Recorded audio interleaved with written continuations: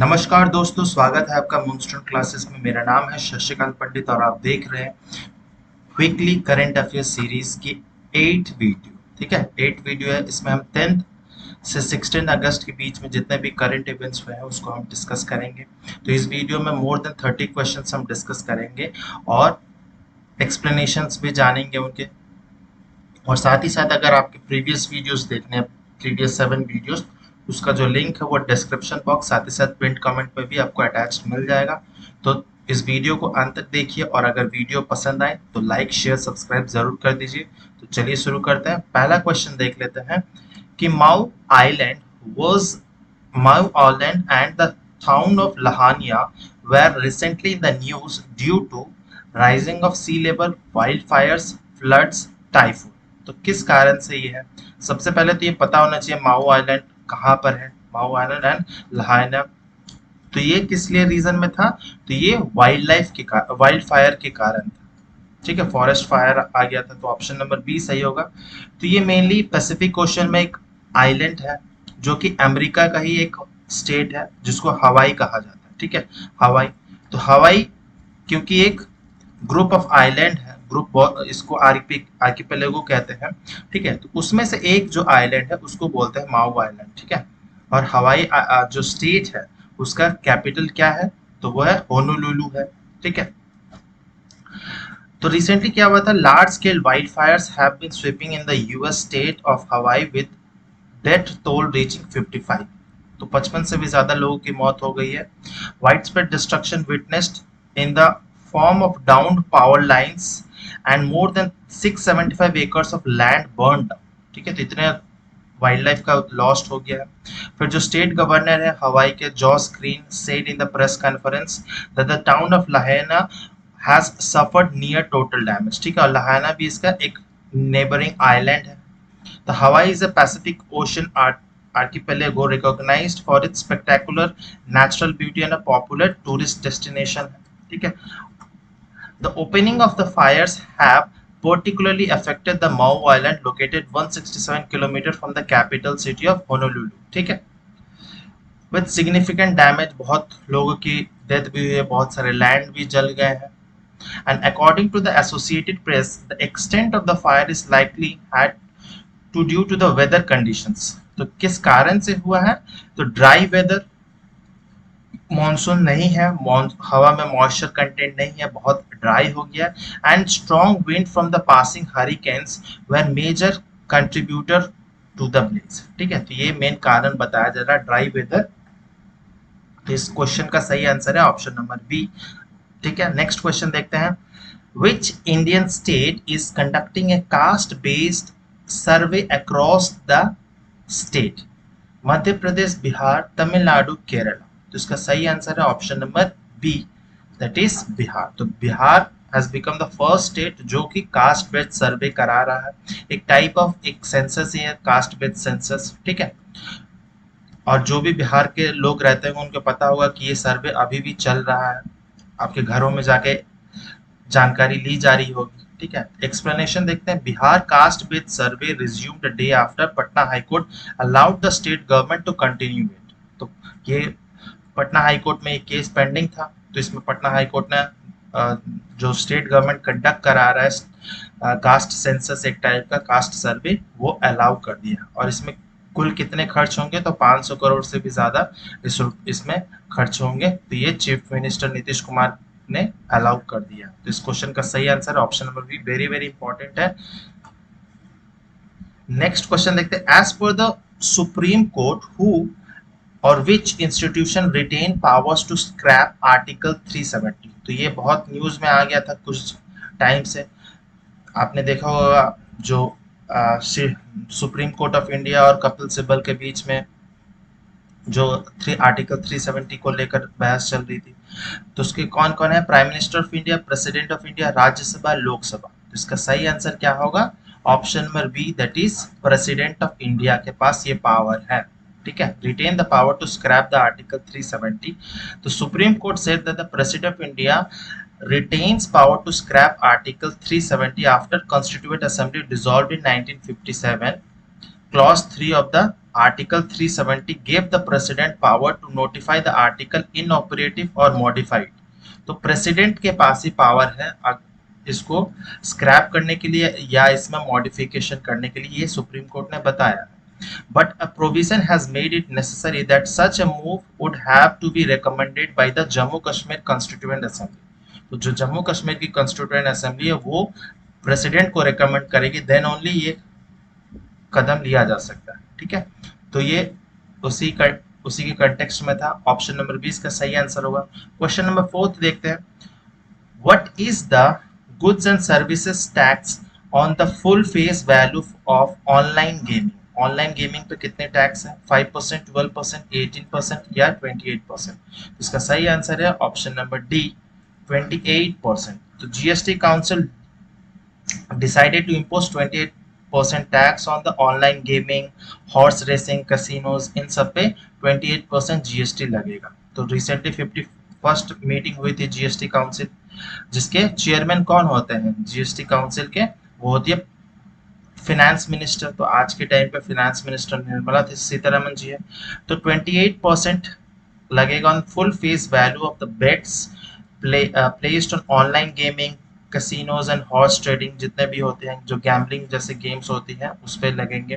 The council से the 28% GST would apply from October 1st। तो अक्टूबर 1st से ये लागू हो जाएगा। ऑप्शन डी इसका सही आंसर है। नेक्स्ट क्वेश्चन देखते हैं।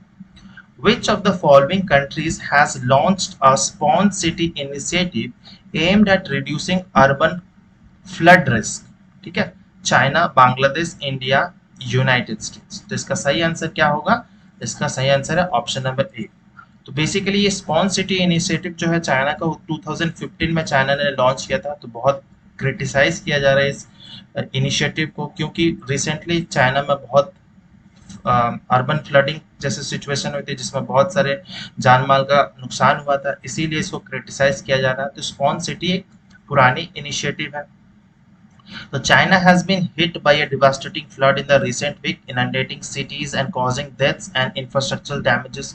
तो बीजिंग जो शहर है, उनका कैपिटल है, उसको छोड़ के जितने भी आसपास के शहर है वो सारे लगभग पानी में डूब चुका है।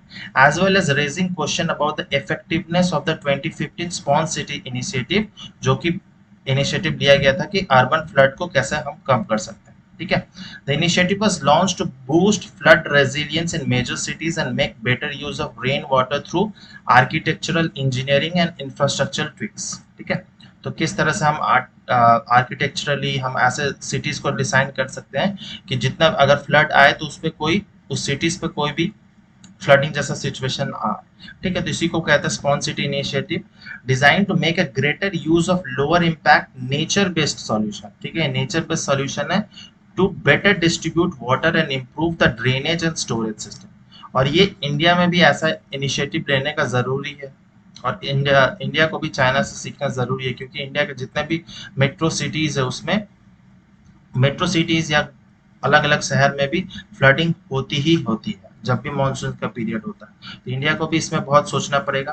The construction of new canals, ponds and also the restoration of the wetlands which would not only ease water logging but also improve the urban environment. ठीक है, तो जैसे अभी रिसेंटली दिल्ली में भी आया था, तो हमें बहुत सारे आर्किटेक्चरल सिटीज में चेंज करने होंगे और उसमें नेचुरल वे, हमें नेचर बेस्ड सॉल्यूशंस को ज़्यादा यूज करना पड़ेगा, तब जाके ही हम लोग वाटर लॉगिंग, फ्लडिंग जैसे प्रॉब्लम से निजात पा सकते हैं। तो ऑप्शन नंबर ए जो है इसका सही आंसर होगा। नेक्स्ट क्वेश्चन 6 देखते हैं। With reference to the Assam rifles consider the following statement. It is one of the central armed police forces under the administrative control of ministry of home affairs. ये बिल्कुल सही है। जितने भी सेंट्रल आर्म्ड पुलिस फोर्स हैं वो ministry of home affairs के अंतर्गत ही आते हैं। It is tasked with maintaining law and order in the northeast along with the Indian Army. ये भी स्टेटमेंट सही है। It is the only paramilitary force with dual control structure. ठीक है, तो ओनली है, फिर भी ये स्टेटमेंट सही है क्योंकि इसमें मिनिस्ट्री ऑफ डिफेंस और मिनिस्ट्री ऑफ होम अफेयर्स दोनों ही इसको गवर्न करता है। The Assam rifles guard the Indo China border. तो इंडो चाइना बॉर्डर को असम राइफल नहीं गार्ड करता है, आईटीबीपी करता है। आईटीबीपी जो है वो इंडो चाइना बॉर्डर को मेनली गार्ड करता है। तो ये जो है स्टेटमेंट गलत है। तो हमारा 3 स्टेटमेंट सही है। तो ऑप्शन नंबर सी जो है वेरी वेरी इंपॉर्टेंट है। ठीक है, तो असम राइफल जो one of the oldest paramilitary forces है, जिसका मोटो क्या है, तो मोटो है वैलर ग्लोरी एंड सैक्रिफाइस। तो कभी कभी मोटो भी पूछ लिया जाता है, तो वैलर ग्लोरी एंड सैक्रिफाइस ये इसका मोटो है असम राइफल्स का। तो ये मिलिट्री का नहीं है, ये मिलिट्री से कंफ्यूज मत होइएगा, ये इंडियन मिलिट्री का नहीं है पार्ट, ये सेंट्रल आर्म्ड पुलिस फोर्स का पार्ट है या पैरामिलिट्री फोर्स का ये पार्ट है। ठीक है, तो Assam Rifles was embroiled in the row when vehicles block state police personnel. जैसे कि आपको पता होगा नॉर्थ ईस्ट मेनली मणिपुर में ऐसा बहुत सिचुएशंस बहुत वायलेंट हो जा रहे थे, तो उसमें असम राइफल्स मेनली वहां पर वो कंट्रोल करती है। तो वहां पर उनकी गाड़ियों को रोका जा रहा था, उनको जाने नहीं दिया जा रहा था। कहाँ, तो कुकीजोमी डोमिनेटेड टेरिटरी में, जो कि बिष्णुपुर डिस्ट्रिक्ट में पड़ती है। ठीक है, तो Assam rifle is one of the 6 central armed police force under the administrative control of ministry of home affairs. और कौन कौन से सीएपीएफ है सेंट्रल, जैसे कि central reserve police force CRPF, border security force ITBP, central industrial security force CISF and सशस्त्र सीमा बल, ये सब हो गए हैं other centrally armed police force. ठीक है, तो ये भी वेरी वेरी इंपॉर्टेंट है जानना सीएपीएफ और कौन कौन से हैं। The Assam Rifle is tasked with maintaining law and order in the northeastern states along with the Indian Army. ठीक है, तो इंडियन आर्मी को वो सपोर्ट करती है। It also guards the Indo Myanmar border. ठीक है, तो नॉर्थ ईस्ट वाले स्टेट में अरुणाचल प्रदेश को भी वो गार्ड करती है, जो कि चाइना से बॉर्डर लगता है, साथ ही साथ म्यांमार में भी लगता है। तो इसका मेन जो है ऑपरेशन वो इंडो म्यांमार वाले रीजन में होता है, पूरे नॉर्थ ईस्ट इंडिया में ही होता है। ठीक है, लेकिन आईटीबीपी जो है वो चाइना और इंडिया का बॉर्डर को संभालता है। ठीक है, it is the only paramilitary force with dual control structure. Dual control structure मतलब क्या, एडमिनिस्ट्रेटिव कंट्रोल जो है वो मिनिस्ट्री ऑफ होम अफेयर्स के अंदर आता है, और जो ऑपरेशनल कंट्रोल है, ठीक है, वो आता है इंडियन आर्मी के अंडर आता है। ठीक है, मिनिस्ट्री ऑफ डिफेंस के अंदर आ जाता है। ठीक है, तो ये सिर्फ इकलौता ऐसा सीएपीएफ है जो डुअल कंट्रोल के अंदर आता है। बाकी जो जितने भी है सीआईएसएफ, आईटीबीपी, एसएसबी, ये सब जो है वो मिनिस्ट्री ऑफ होम अफेयर्स के अंदर आते हैं। ठीक है, ये बेसिक डिफरेंस है। तो इसका सही आंसर है option number C. Next question देखते हैं, question number 7। Rajiv Gauba who has been in the news holds which position in India? Very very important person, very very important person है। NITI Aayog vice chairman, cabinet secretary, home secretary, chief election commissioner. सही answer जो होगा option number B, that is cabinet secretary. मतलब bureaucratic position में सबसे highest position होती है cabinet secretary की, तो ये है। तो राजीव गौबा है। तो ये न्यूज में क्यों है, तो cabinet secretary Rajiv Gauba recently got an extension in service for another year, making him the longest serving cabinet secretary. तो ये सबसे लंबे सर्विंग कैबिनेट सेक्रेटरी बन गए हैं अभी भी। और इससे पहले कौन थे लॉन्गेस्ट सर्विंग कैबिनेट सेक्रेटरी, तो बीडी पांडे थे, जो कि सर्व करते थे 1972 से 1977 तक। तो ये 5 साल बीडी पांडे ने सर्व किया है एज ए कैबिनेट सेक्रेटरी। लेकिन ये राजीव गौबा जो है वो ओवरपास कर चुका, और इनको 3 बार एक्सटेंशन मिल चुकी है, इनकी सर्विसेज जो है एक्सटेंशन मिल चुकी है। And Rajiv Gauba will remain in the office till August 30, 2024। तो अगले साल तक ये कैबिनेट सेक्रेटरी के पद पर बने रहेंगे। तो ये इनको तीन बार इनको कैबिनेट सेक्रेटरी का जो पद है उनको एक्सटेंड किया गया उनकी सर्विसेज। तो वेरी वेरी इंपॉर्टेंट पर्सन है राजीव गौबा। ऑप्शन नंबर 20 का सही आंसर है। क्वेश्चन नंबर 8 देखते हैं। The first instance of captive breeding of the Himalayan vulture in India at which state? कहाँ पे हो रहा है कैप्टिव ब्रीडिंग? क्योंकि इनकी पॉपुलेशन जो है बहुत ज्यादा डिक्लाइन कर गई है। असम, वेस्ट बंगाल, उड़ीसा, उत्तराखंड। तो हिमालयन वल्चर है, तो इससे सबको लगेगा कि उत्तराखंड में होगा, लेकिन इसका सही आंसर है option number A, that is Assam में होगा। ठीक है, तो researchers have recorded the first instance of captive breeding of the Himalayan vulture. तो हिमालयन वल्चर का साइंटिफिक नेम क्या है, तो जिप्स हिमालयंसिस इनका साइंटिफिक नेम है। हिमालयन वल्चर्स को एक कुछ इस तरह से दिखते हैं। In India at the Assam state जू गुवाहाटी में है कैटेगराइज्ड। और जो हिमालयन वल्चर है वो कौन सी कैटेगरी में आता है, तो नियर थ्रेटेंड की कैटेगरी में आ जाते हैं। ठीक है,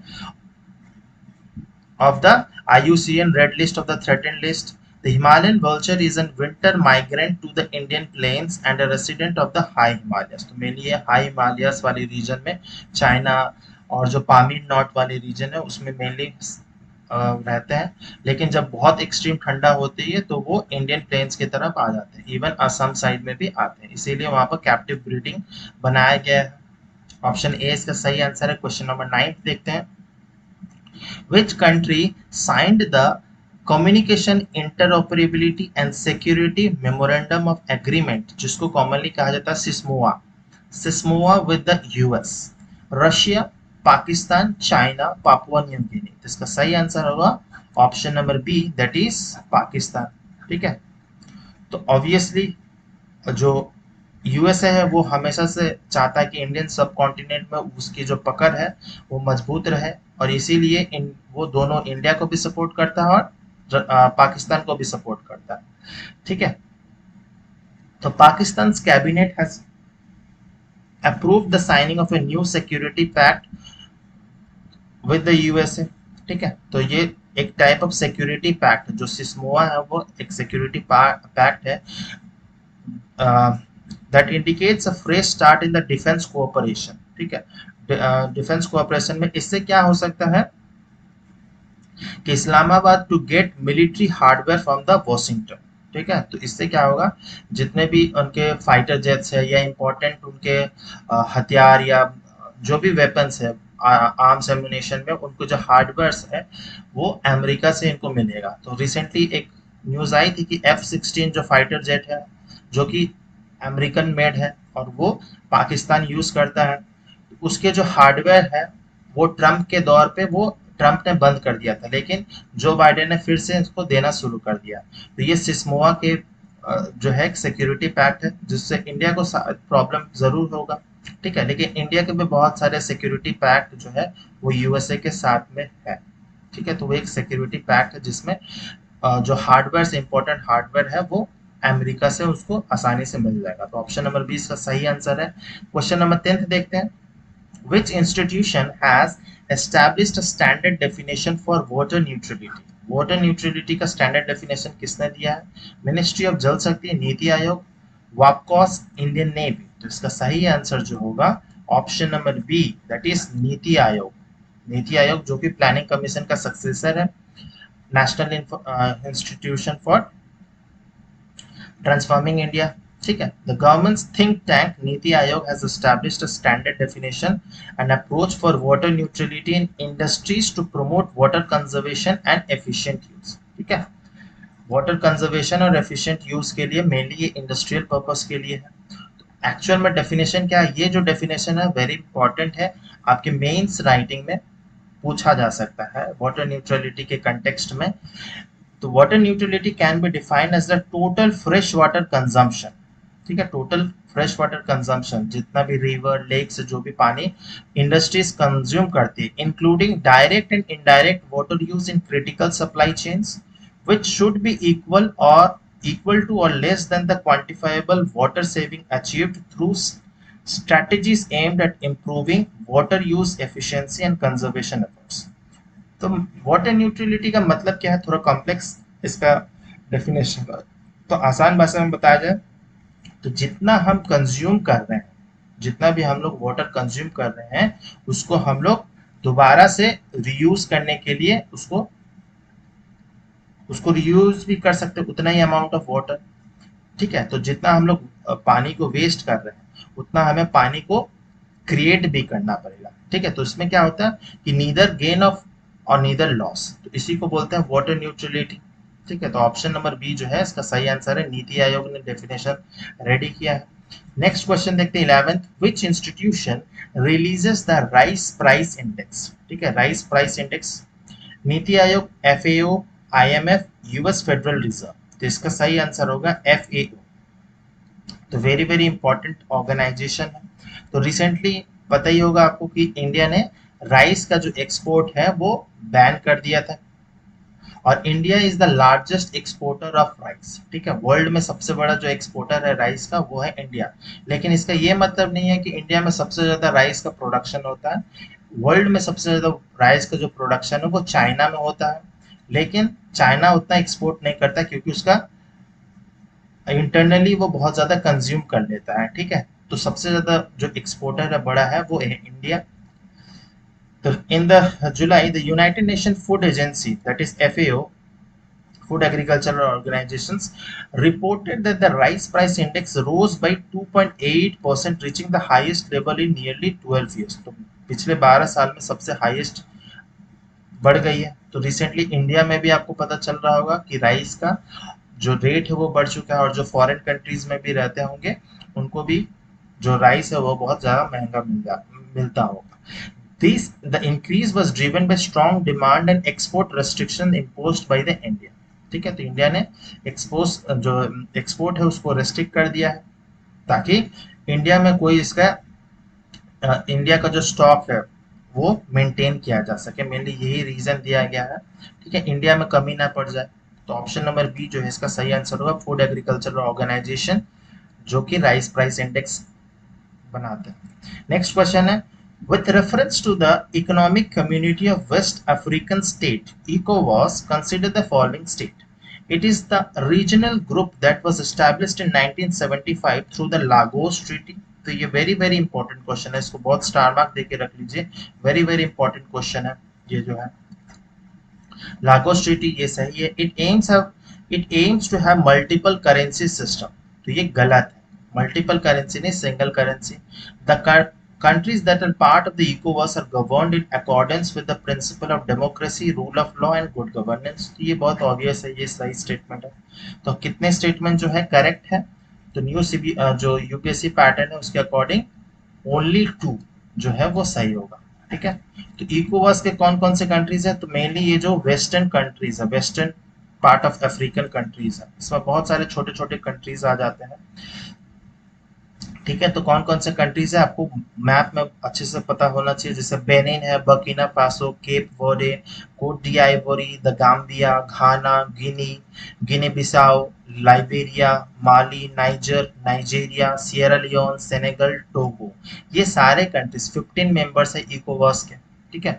तो आपको पता होगा कि नाइजर में एक कू हो गया था, जिसमें कि जो कि वहां के जो प्रेसिडेंट थे मोहम्मद बजोम, उनकी जो सरकार थी उसके जगह में एक मिलिट्री रूल हो गई है। तो मिलिट्री कौन है, इंस्टॉल्ड जनरल अब्दुर्रहमानी तिशियानी। तो ये बेसिकली बहुत टिपिकल अफ्रीकन नेम है। तो ये जो जनरल है, इंपॉर्टेंट नहीं है नाम याद रखना, लेकिन आपको पता होना चाहिए कि जो डेमोक्रेटिक इलेक्टेड सरकार थी उसके कंटेक्स्ट में एक मिलिट्री डिक्टेटर आ गया है जनरल, ठीक है। The economic community of west African state is the regional group that was established in 1975 through the Lagos Treaty with a mandate to promoting economic integration among its members, ठीक है। तो जितने भी 15 countries हैं उनके बीच में इकोनॉमिक इंटीग्रेशन हो सके, एक ही करेंसी हो, ठीक है, एक ही करेंसी में ये सारे कंट्रीज में यूज होंगे। तो इट इज नोन एज सेडियो इन फ्रेंच। तो फ्रेंच में क्यों कहा गया, तो क्योंकि यहाँ पर जो आम भाषा है, यहाँ के लोगों का जो भाषा है वो फ्रेंच है, मेनली फ्रेंच बोलते हैं यहाँ के लोग, इसीलिए इकोवास, क्योंकि ये फ्रेंच की एक कॉलोनी हुआ करती थी, ठीक है। बाद में इन्होंने इंडिपेंडेंस गेन किया, लेकिन वहाँ का जो मूल भाषा वहाँ पर कोई बोलता नहीं है, सब कोई मेनली फ्रेंच ही बोलता है। तो इकोवास larger aim are to have a single common currency, ठीक है, single common currency, franc use करते हैं वो लोग। Create a single large trading block in the area of industry, transport, telecommunication, energy, financial issues and social and cultural matters। तो इसके लिए इकोवास का हुआ है, वेरी वेरी इंपॉर्टेंट क्वेश्चन है।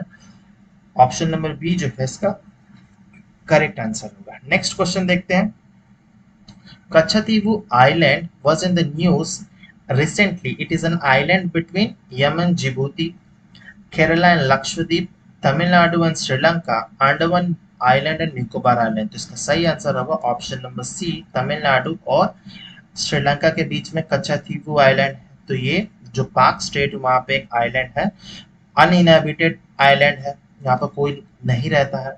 और इस पे जो है अभी के टाइम पे ये इस पे श्रीलंका के अंडर में आता है, ये इंडिया का पार्ट नहीं है। तो रिसेंटली प्राइम मिनिस्टर मोदी ने एक स्पीच में, जब वो पार्लियामेंट में नो कॉन्फिडेंस मोशन को जवाब दे रहे थे, तो उसमें उन्होंने कच्चतीवू आइलैंड्स के बारे में जिक्र किया था। ठीक है, तो ये आइलैंड है between Tamil Nadu and Sri Lanka, a 285 acre uninhabited speck in the Park Strait between India and Sri Lanka। तो इसकी ज्योग्राफी है 1.6 मीटर लेंथ है, 300 मीटर वाइड है, और it lies north east of the Rameswaram, जो कि लास्ट पॉइंट है इंडिया की, इंडियन मेनलैंड की, about 33 kilometre from the Indian coast से है। ठीक है, और 62 kilometre south west of the Jaffna. ठीक है, तो जाफना मेनली ये श्रीलंका का पार्ट है, Jaffna. So the only structure on the island is in the early 20th century Catholic shrine Saint Anthony's Church। तो सेंट एंथनीज चर्च ही है, बाकी यहाँ पर कोई ऐसा सच रहता नहीं है।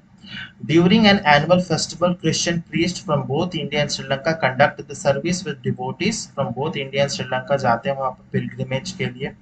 Kachativi is not suited for permanent settlement as there is no source of drinking water on the island। ठीक है, इसीलिए यहाँ पर बहुत कम ही लोग रहता है, बहुत कम ही जाते हैं। ठीक है, तो ऑप्शन नंबर ए इसका सही आंसर है। क्वेश्चन 14 देखते हैं, which state launch the Griha Jyoti scheme? Kerala, Karnataka, Orissa, Madhya Pradesh. तो इसका सही आंसर होगा option number B, that is Karnataka.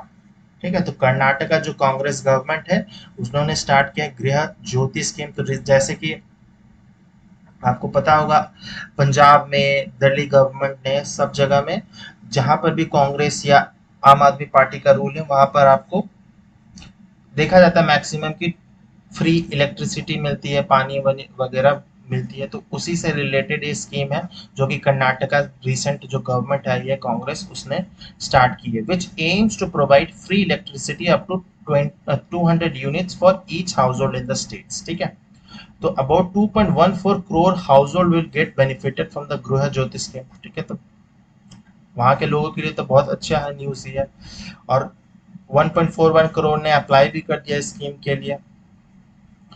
Applications have been invited for the Griha Lakshmi scheme, under which rupees 2000 allowances will be given to all women heads of the BPL family। ठीक है, तो जो भी below poverty lines के family के जो head women है उनको हर महीने सरकार जो है 2000 रुपये मिले देगी। किसके अकॉर्डिंग? तो गृह लक्ष्मी स्कीम जो है कर्नाटका गवर्नमेंट ने स्टार्ट की है उनके लिए।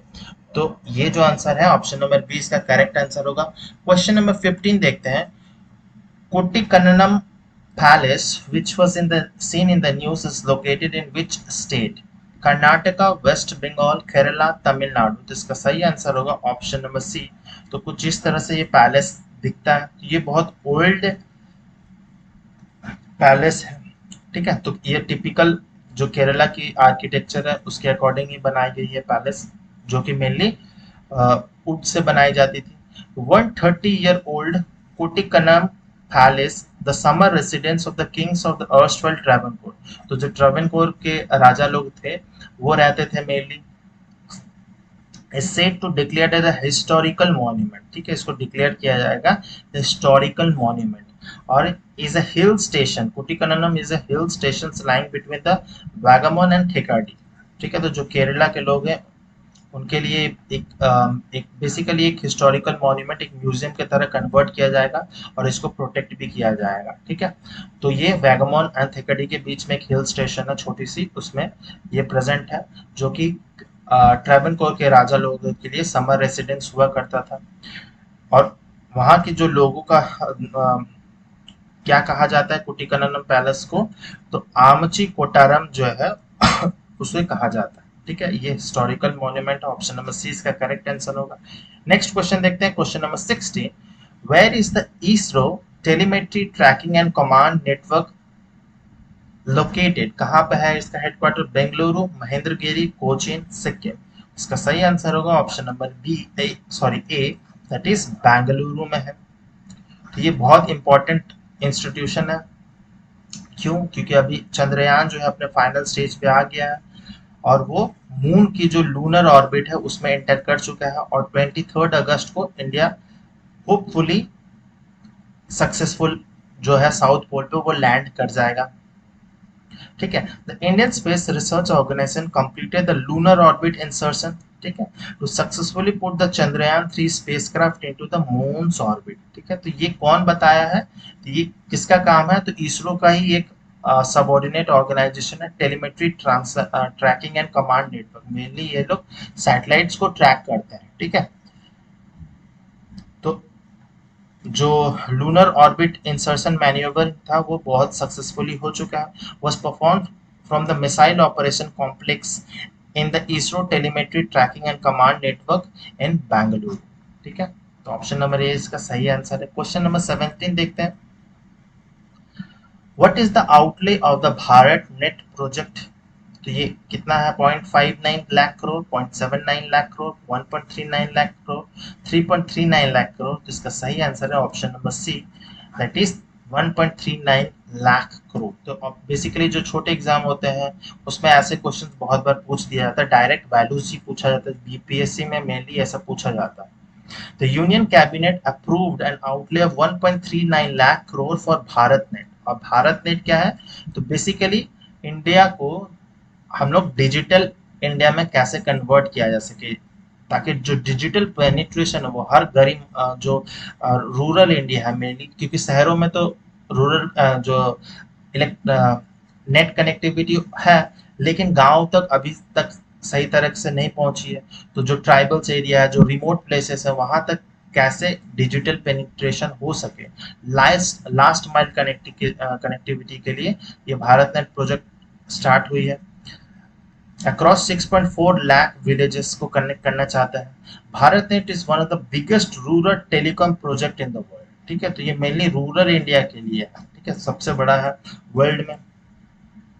For last mile broadband connectivity थे, तो ऑप्टिकल फाइबर्स बिछाए जा रहे हैं जिसके जो नेट है डिजिटल, हम लोग हर गांव को डिजिटल बना सके। तो ऑप्शन नंबर सी इसका सही आंसर है। नेक्स्ट क्वेश्चन देखते हैं।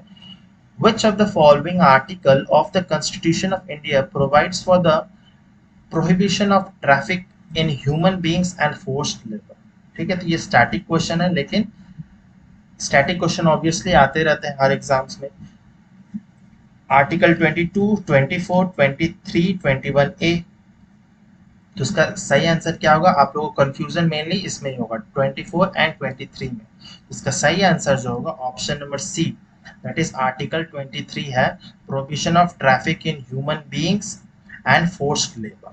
ठीक है, तो इंडिया में बहुत होती है फोर्स्ड लेबर, बेगर, जबरदस्ती किसी से काम कराया जाती है, बंधुआ मजदूरी टाइप का अभी भी बहुत जगह चलता है।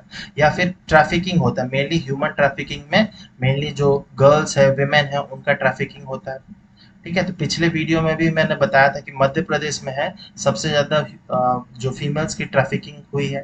ठीक है, तो article 23 of the constitution provides the prohibition of traffic in human beings and forced labour. ठीक है, तो ये पनिशेबल ऑफेंस है। अगर ऐसा कोई भी करता है तो आप कंप्लेन कर सकते हैं और वैसे इंसान को पनिशमेंट मिलेगी। Traffic in human beings and beggar, beggar मतलब किसी को जबरदस्ती भीख मंगवाने या जबरदस्ती किसी से कोई काम कराना। A type of forced labor are prohibited and contravention of this prohibition shall be an offense punishable in accordance with the law। ठीक है, तो nothing in this article shall prevent the state from imposing compulsory services for public purposes and imposing such services. The state shall not make any discrimination on the ground of religion, race, caste, class or any of them। ठीक है, तो जो government है वो इस religion, race, cast इनके basis पर कोई डिस्क्रिमिनेशन नहीं कर सकती है। ठीक है, सबको इक्वली ट्रीट करना पड़ेगा। अगर कोई भी ऐसा कोई करता है ह्यूमन ट्रैफिकिंग, उसको सख्त सख्त उसको ऊपर पनिशमेंट जरूर मिलेगी। ठीक है, तो कोई डिस्क्रिमिनेशन नहीं हो सकता है। ऑप्शन नंबर सी इसका सही आंसर है। नेक्स्ट क्वेश्चन देखते हैं। ये भी एक स्टैटिक क्वेश्चन है। With reference to the private member bills, consider the following statement. These are the legislative proposal introduced by a member of the House who is a minister। तो who is a minister? तो नहीं होगा, who is not a minister होगा, ठीक है, not a minister, तो ये statement गलत है। This bills can be introduced in either house of the parliament, हाँ ये सही है, लोकसभा राज्यसभा किसी में भी बिल इंट्रोड्यूस किया जा सकता है। तो सही आंसर कौन सा होगा, option number 2 B, option number B that is 2 only इसका सही आंसर होगा। तो private members bills and legislative proposal introduced by the member of the house who is not a minister, ठीक है। Private members can be introduced in either house of the parliament, और लोकसभा में कब होता है, तो एवरी फ्राइडे जो है लोकसभा में allots the last 2.5 hour of the business to private member business, ठीक है। तो प्राइवेट मेंबर्स बिजनेस के लिए अलॉट किया जाता है फ्राइडे के जो लास्ट 2.5 घंटे होते हैं, which include the private member bills and private members resolution. Similarly Rajya Sabha में भी हर फ्राइडे नहीं होता है, उसमें ऑल्टरनेट फ्राइडेज पे होता है, मतलब एक फ्राइडे होगा फिर नेक्स्ट फ्राइडे नहीं होगा, फिर उसके बाद वाले फ्राइडे में अलॉट किया जाता है, उसमें भी सेम टाइम है, 2.5 आवर्स अलॉट किया जाता है private member bills and resolution के लिए। तो Rajya Sabha secretariat handbook says that the importance of the private member bills, क्या इंपॉर्टेंस है प्राइवेट मेंबर बिल्स का, तो lies in the fact that they enable legislator to draw attention to the issues which might not have represented in the government bills, or to highlight the issues and gap in the existing legal framework requiring legislation intervention। तो अगर कोई gaps रह जाते हैं या फिर जो minister है उनके नज़र में अगर कोई बात नहीं आती है तो वो प्राइवेट मेंबर्स जो है वो बिल को ला सकते हैं, ठीक है। तो गैप फिल करने के लिए है।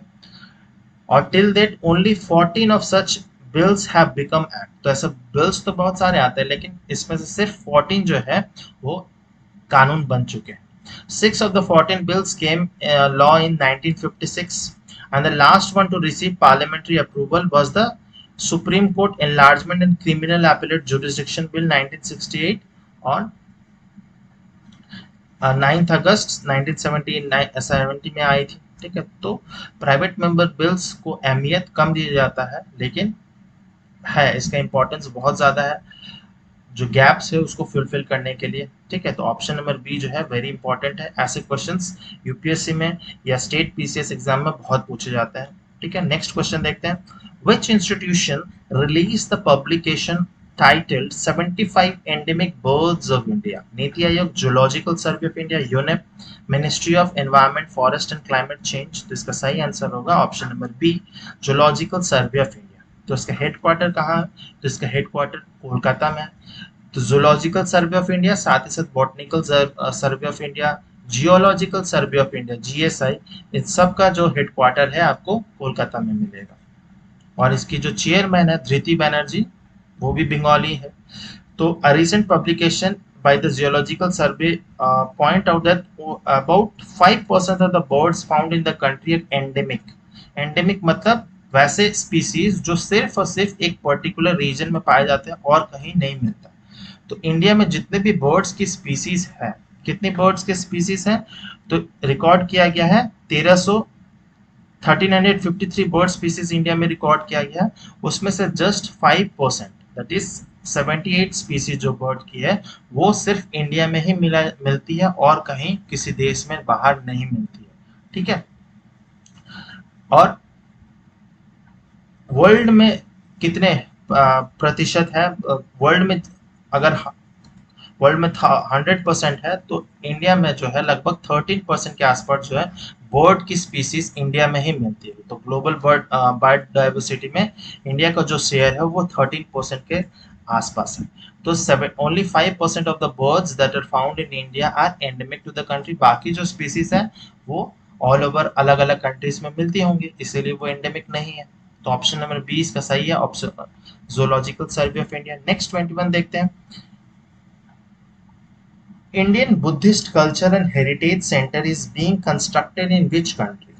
Myanmar, Sri Lanka, Nepal, Thailand। तो इसका सही आंसर होगा ऑप्शन नंबर सी। तो पिछले साल ही नरेंद्र मोदी जी गए थे नेपाल, नेपाल में भी कहाँ होगा, तो लुम्बिनी, जहाँ पे गौतम बुद्ध का जन्म हुआ था, है ना। तो in Nepal the construction work of the Indian Buddhist culture and heritage centre has began in Lumbini after bhoomi pujan ceremony. ठीक है, तो कितना रुपया लगेगा? 1.6 बिलियन रुपीस। तो ये जो है वो नेपाली रुपी में, इसीलिए वो ज्यादा लग रहा होगा। Heritage centre is expected to build in a zero net technology and may be completed in 1.5 years में इसको कंप्लीट किया जाएगा। तो नेट जीरो टेक्नोलॉजी है तो एनवायरमेंटली बहुत ज्यादा फ्रेंडली होगी। ठीक है, तो ये जब पिछले साल प्राइम मिनिस्टर मोदी जी गए थे नेपाल के विजिट में, तो इसका भूमि पूजन हुआ था और इसके अब स्टार्ट भी हो चुका था। तो ये इसका सही आंसर है Indian Buddhist culture and heritage centre जो है लुम्बिनी नेपाल में होगा। नेक्स्ट क्वेश्चन देखते हैं, which Indian player finished as runner up at the Australian open badminton tournament? Lakshya Sen, H S Pranay, के श्रीकांत, चिराग शेट्टी। तो इसका सही आंसर होगा option number B, that is H S Prannoy. तो ये फोटो मैंने अटैच कर दी है, क्योंकि जो ऐसे प्लेयर्स होते हैं हॉकी के प्लेयर्स या अदर स्पोर्ट्स के प्लेयर, जनरली पब्लिक को पता नहीं रहता उनका चेहरा, बस क्रिकेट का ही फैंस है हम लोग, तो इसीलिए मैंने अटैच किया। Indians H S Prannoy finished runner up at the Australian open super 500 badminton tournament after losing a 3-game thriller to China's Weng Hong Yang. तो ये जो है चाइना के वेंग होंग यांग जो है वो इसके विजेता है ऑस्ट्रेलियन ओपन बैडमिंटन टूर्नामेंट के, और एच एस प्रणय जो है वो सेकंड मतलब रनर अप हुए हैं, सेकंड आए हैं। इससे पहले जो है ये जो चाइना के वेंग होंग यांग को उन्होंने हराया था मलेशिया मास्टर्स में, पिछले बार जब मई में हुआ था तो हराया था। ये केरला से बिलोंग करते हैं, 31 ईयर ओल्ड है, केरला से बिलोंग करते हैं एच एस प्रणय। इसका सही आंसर है। नेक्स्ट क्वेश्चन देखते हैं, which institution released the still unprepared report? Oxfam, international, World Bank, NASSCOM, Risk Horizon. इसका सही आंसर है option number D, Risk Horizon. तो report by the climate Risk Horizon titled still unprepared said that the India's major banks remain unprepared to confront the climate risk। तो जितने भी India के जो major banks है, HDFC, ICICI, SBI जो है, उनको कहा गया इस रिपोर्ट में कि ये सब जो बैंक है वो अनप्रिपेयर्ड है to confront the climate risk. ठीक है, क्योंकि क्लाइमेट चेंज तो आप सबको पता ही चल रहा होगा कि पिछले साल या इस साल भी कितनी गर्मी रही है, बहुत ज़्यादा गर्मी, हर टेम्परेचर बढ़ते जा रहा है, टेम्परेचर बढ़ेगा तो उसके बहुत ज़्यादा रिपरकशंस है। तो क्लाइमेट चेंज हो रही है, लेकिन जो बैंक्स हैं, साथ ही साथ जो आम इंसान है वो इसके लिए अवेयर नहीं है। The analysis ranks banks on several criteria, including the fossil fuel exclusion policy, emission disclosure, climate scenario analysis, and net zero targets। जो NDC targets है वो इंडिया ने अचीव कब तक करनी है और कितना इन्वेस्टमेंट है, इंश्योरेंस क्या है, उन सब के बारे में इस रिपोर्ट में दिया गया है। रिस्क हॉराइजन स्टिल अनप्रिपेयर्ड, तो ये क्लाइमेट चेंज के रिस्पेक्ट में पूछा गया है, तो ऑप्शन नंबर डी है।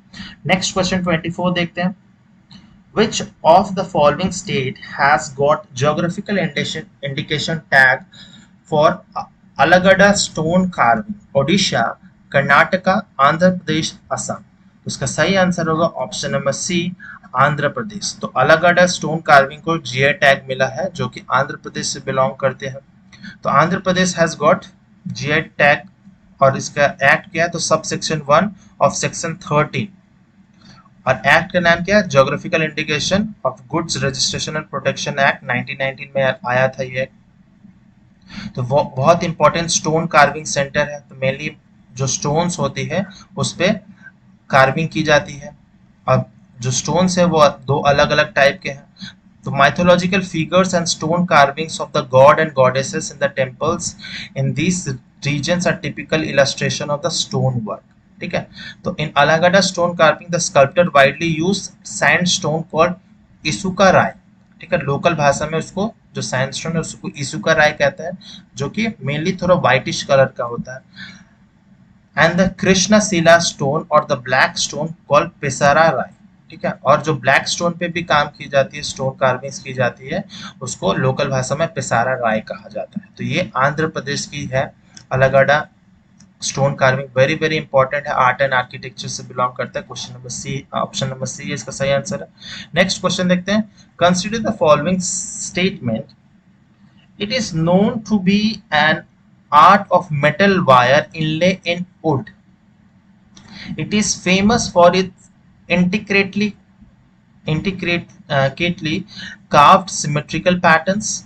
The patterns inlaid are usually intricate geometric forms or floral from the Mughal arts. The above mentioned statement refer to संभल हॉर्नक्राफ्ट उत्तर प्रदेश में, मैनपुरी तरकश ये भी उत्तर प्रदेश में, बागपत होम फर्निशिंग ये भी उत्तर प्रदेश में, बाराबंकी हैंडलूम ये भी उत्तर प्रदेश में।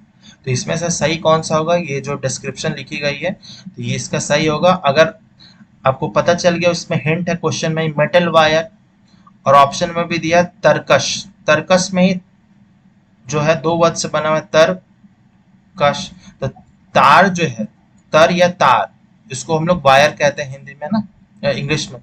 तो ये मैनपुरी तरकश इसका सही आंसर होगा। तो इसमें मैंने फोटो अटैच की है। तो मेनली मैनपुरी तरकश क्या है? Is known to be an art of metal wire inlay in would.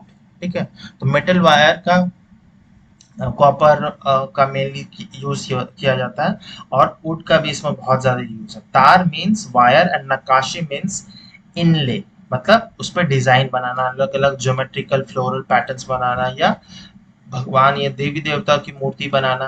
तो Mainpuri Tarkashi is famous for its intricately carved symmetrical patterns. Fine wires of brass, copper, silver is used in the inlay of wood, है ना? The pattern inlaid are usually integrate geometrical forms or floral forms of Mughal art.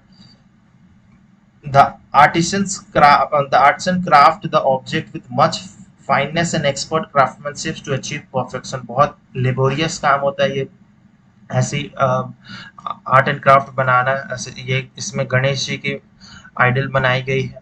The Mainpuri तरकस craft of Uttar Pradesh, Mainpuri पता ही होगा, Mulayam Singh famous है वहां से, is today known for its fine inlay work with brass wired strips and motif on large sesame with fine dots and patterned lines and used extensively for furniture and boxes.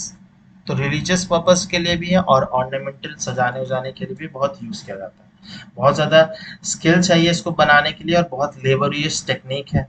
ठीक है, और बहुत time लग जाता है इसको बनाने में, और कॉस्टली होगा ही क्योंकि हैंडमेड प्रोडक्ट्स हैं। तो ऑप्शन बी इसका सही आंसर है। नेक्स्ट क्वेश्चन देखते हैं। This charm dance is performed by some members of the Tibetan Buddhist community wearing vibrant costumes, masks, and headgear. It is believed that each mask signifies the victory of good over evil. It is also known as Sechu. People dress up in traditional ensembles, enjoy local cuisines, and partake in various religious ceremonies. तो ये किसके बारे में बताइए? कौन से festival के बारे में? Hemis festival, tulip festival, Shikara festival, Gurez festival. तो ये सारे जो हैं वो जम्मू एंड कश्मीर और लद्दाख से बिलोंग करते हैं। तो लेकिन इसका सही आंसर होगा option number A, Hemis.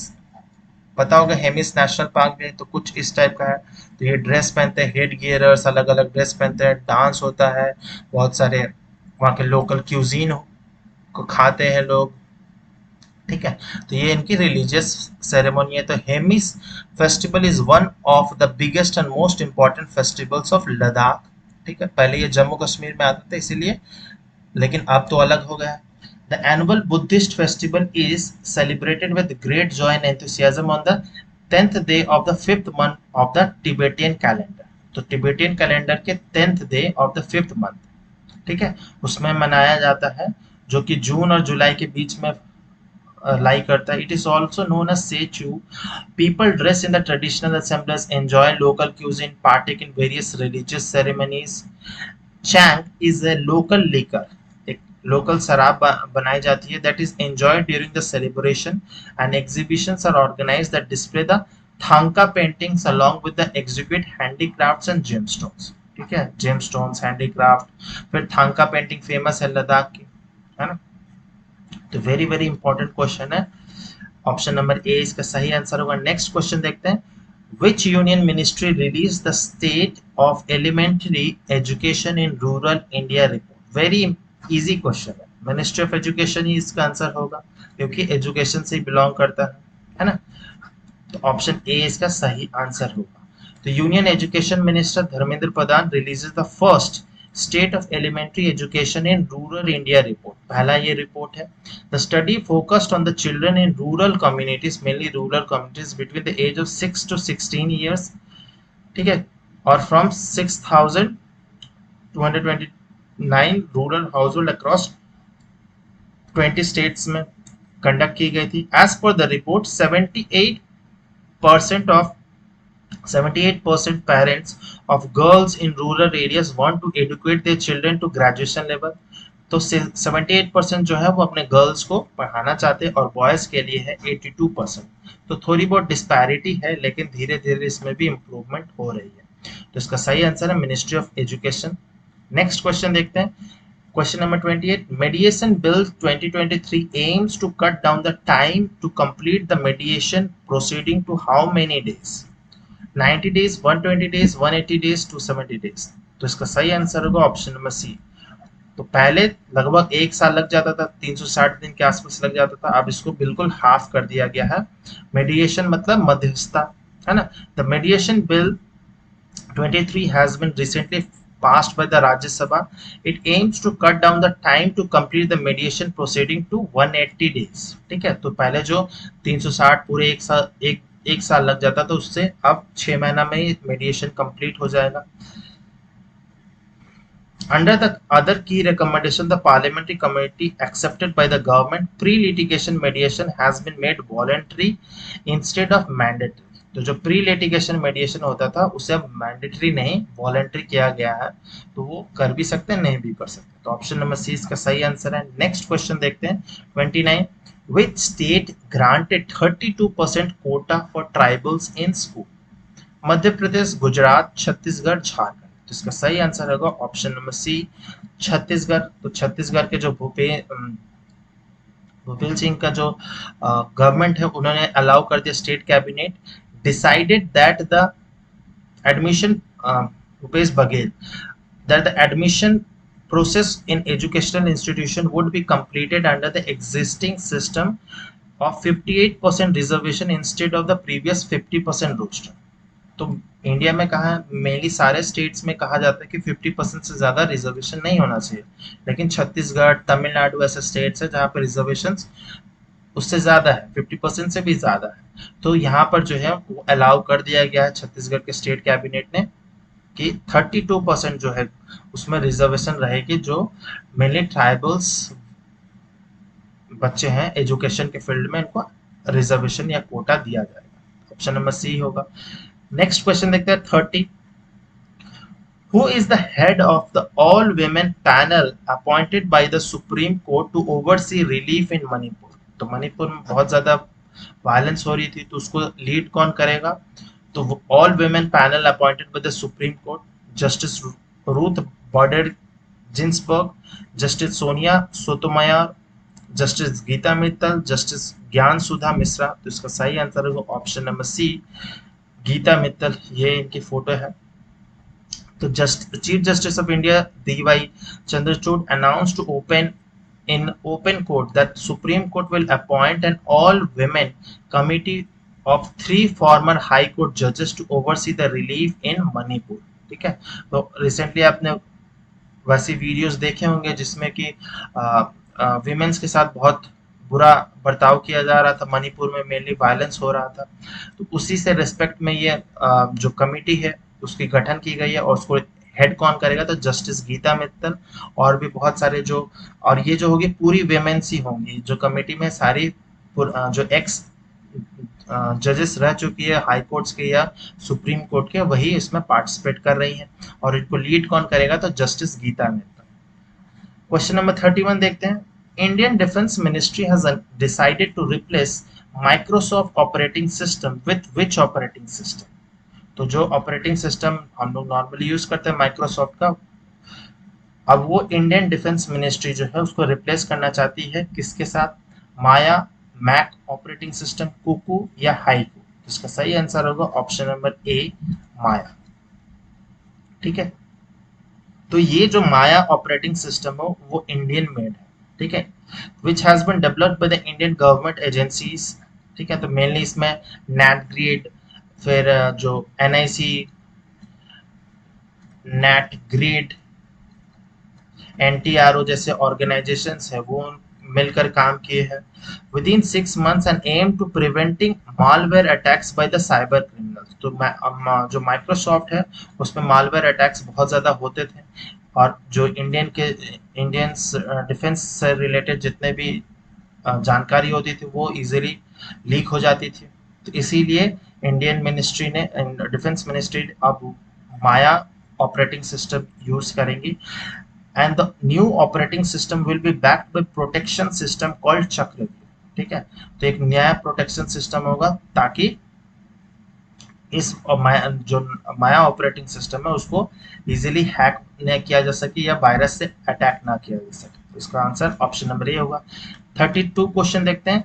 India has signed a pact local currency settlement system with which of the following countries to trade in local currencies? UAE, Germany, Sri Lanka, USA। इसका सही आंसर होगा UAE। तो UAE के साथ में इंडिया का बहुत ज्यादा ट्रेड है। इंडिया का थर्ड लार्जेस्ट ट्रेडिंग पार्टनर है आफ्टर चाइना एंड USA।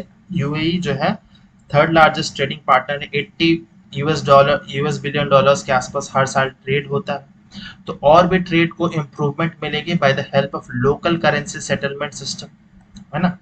तो India and UAE has signed a pact to establish a framework to promote the use of rupee and UAE dirham for cross border transactions. तो कोई भी trade होगा उसमें हम लोग local currency में, जो कि इंडिया की रुपी है और यूएई की दिरहम यूज करते हैं वहां पर। तो आरबीआई ने, according to RBI memorandum of understanding as on establishing a framework for the use of local currency for transaction between India and UAE, aims to put a place of local currency settlement to promote the use of Indian rupees and UAE dirham।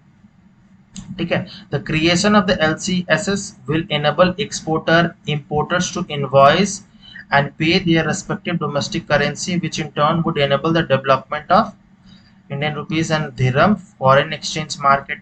ठीक है, तो जो US dollar की ऊपर जो dependency है वो कम हो जाएगी धीरे धीरे। जितने भी कंट्रीज है यूएसए, मतलब चाइना, इंडिया, सऊदी अरब, रशिया, ये सब जो है वो अपने डॉलर की जो डिपेंडेंसी है उसको कम कर रहे हैं, इसीलिए वो लोकल करेंसी में ट्रेड की जा रही है। This arrangement would also promote investment and remittances between the two countries. ठीक है, तो प्रोमोटर्स मतलब एक्सपोर्टर्स के लिए भी हेल्पफुल होगा, इंपोर्टर्स के लिए भी होगा, फिर जो लोग वहां पर काम कर रहे हैं वहां से जो रेमिटेंसेस वापस आती है इंडिया में उसके लिए भी बहुत ज्यादा हेल्पफुल होगा। The use of local currency would optimise transaction cost and settlement time for transaction including for remittances from India residing in the UAE.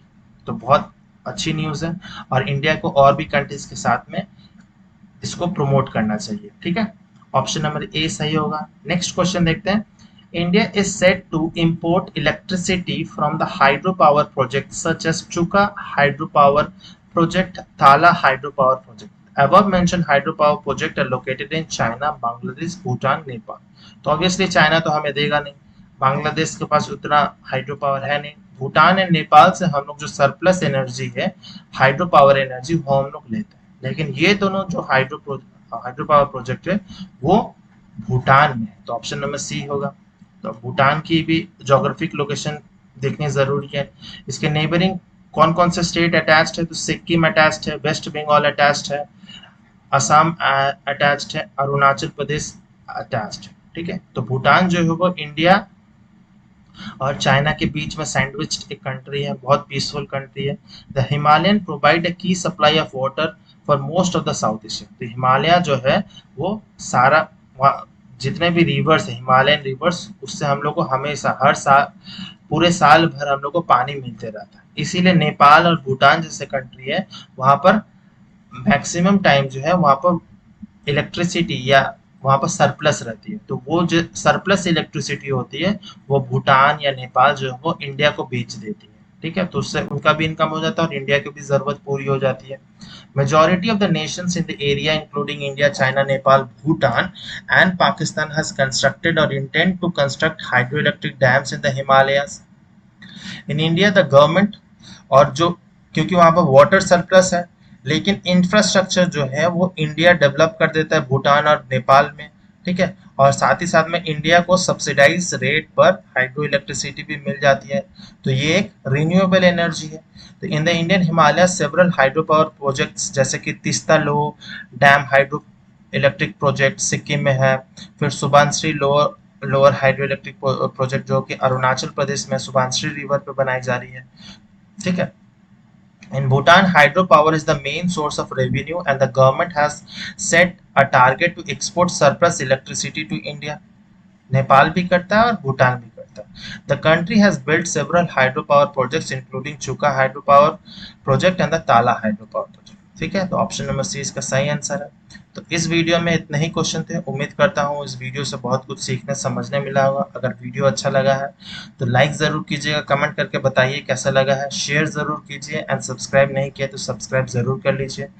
अगर आप फॉलो करना चाहें तो इंस्टाग्राम पे फॉलो कर सकते हैं, या कोई डाउट कुछ भी सुझाव है तो आप कनेक्ट कर सकते हैं मुझसे। इस वीडियो को देखने के लिए बहुत बहुत धन्यवाद। मिलते हैं नेक्स्ट वीडियो में। टिल देन बाय बाय, जय हिंद।